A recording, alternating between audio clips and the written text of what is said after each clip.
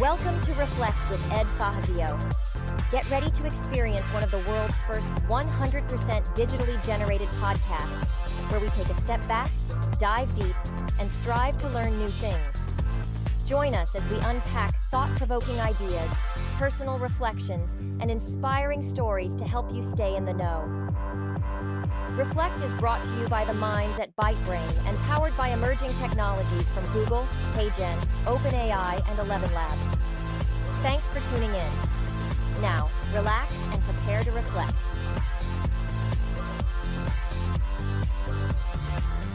Welcome to Reflect, one of the world's first 100% AI-generated podcasts.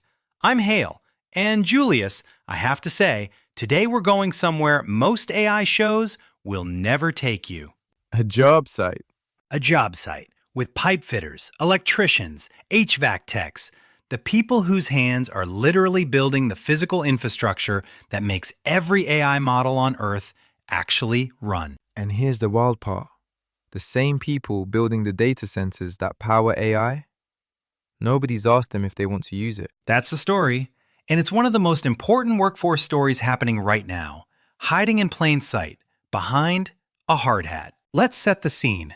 The AI boom isn't just a software phenomenon. Every ChatGPT query, every Copilot recommendation, every model that writes your email or reads your X-ray, it runs on physical hardware, servers, cooling systems, power infrastructure, fiber, and all of that lives inside data centers that have to be built by human hands. And we are building them at a pace nobody fully anticipated. Meta, Google, Amazon, Microsoft, they're pouring hundreds of billions of dollars into data center construction right now. In 2026 alone, we're talking about over $320 billion in announced capital expenditure across the Big Four. $320 billion. That's not a typo. And each of those facilities needs electricians, plumbers, pipe fitters, HVAC technicians. And here's what Wired reported back in January. The Bureau of Labor Statistics estimates there will be a shortage of roughly 81,000 electricians per year through 2034. Per year. Per year. McKinsey puts it worse. They say by 2030, we need an additional 130,000 trained electricians, 240,000 construction laborers, 150,000 supervisors. This isn't a gap. This is a canyon. And the International Brotherhood of Electrical Workers, the union, is saying some of their local affiliates are getting hit with single data center projects that require 2, 3, sometimes 4 times their entire membership. Let that sit for a second. One building, 4 times the local workforce. That's not a supply chain problem. That's a civilization-scale mismatch between what we want AI to do and what we've actually prepared for. So here's where it gets really interesting, because the trades shortage isn't new. It's been building for decades. A generation of parents told their kids to go to college, get a desk job. And so the experienced plumbers and electricians, the ones with the deepest skills, they're retiring. The IBEW calls it the silver tsunami. The baby boomer exit from skilled trades, hitting right at the moment demand is spiking. And here's the human cost that doesn't get talked about. Apprentices can't just show up to a data center build. These are high-stakes projects on brutal schedules. Amazon doesn't want a trainee making a mistake that delays a server farm by 6 weeks. So the entry path for new tradespeople is actually getting narrower, even as demand explodes. There's a plumbing association executive, Dan Quinones from PHCC, who told Wired something that stayed with me. The competition does get fierce, and part of the problem is there's just not enough plumbers and HVAC technicians. This is the most honest sentence about the AI economy I've read all year. And it has nothing to do with prompt engineering. Not a single token in sight. But now the flip side, and this is where it gets genuinely hopeful. There's a company called Rebar that just raised $14 million specifically to build an AI operating platform for HVAC, electrical, and plumbing contractors. Not for the software engineers, for the trades. Scheduling, job costing, procurement, customer communication, all run through AI. And it's not alone. The ACHR News, that's the trade publication for heating and cooling, ran a piece this month on how HVAC contractors are adopting AI in 2026. The headline was, "Crawl, Walk, Run," because that's exactly how it's going. Slowly, carefully, but it is going. Things like AI-powered diagnostic tools that help a technician troubleshoot a system from their phone before they even open the unit. Automated dispatching that routes the closest qualified tech. Predictive maintenance alerts that flag a likely failure before the customer knows there's a problem. This is what practical AI adoption looks like for the trades. Not a chatbot, not a prompt. A tool that shows up in the workflow, on the job site, in the van, and makes the tech look like a genius in front of the customer.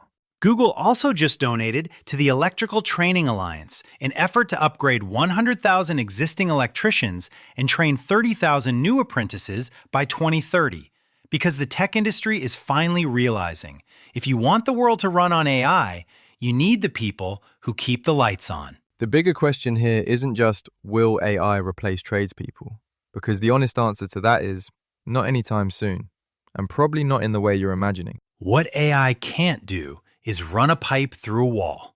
What AI can't do is sit in a data center cooling room at 3 a.m. when a chiller fails and make a call under pressure.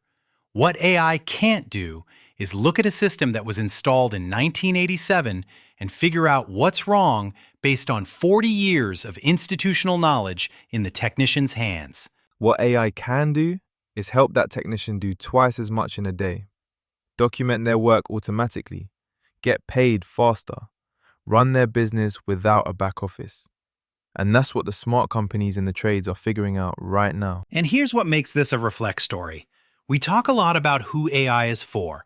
We talk about executives and engineers and knowledge workers, but the people who build the rooms that hold the computers that run the models, they haven't been invited to the party until now. The plumber is the most important person in AI right now, and nobody told him. Your move.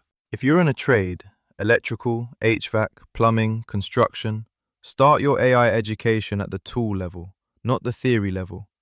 Don't take a course about large language models. Download a scheduling or diagnostic app that uses AI and use it for 30 days. Let the ROI show up in your calendar first. If you're an enterprise AI or you're building AI tools, look at the trades as a market. Rebar just raised $14 million for a reason. This is an underserved, high-value segment that nobody is designing for. If your AI product requires a laptop and a login page, you've already lost the electrician.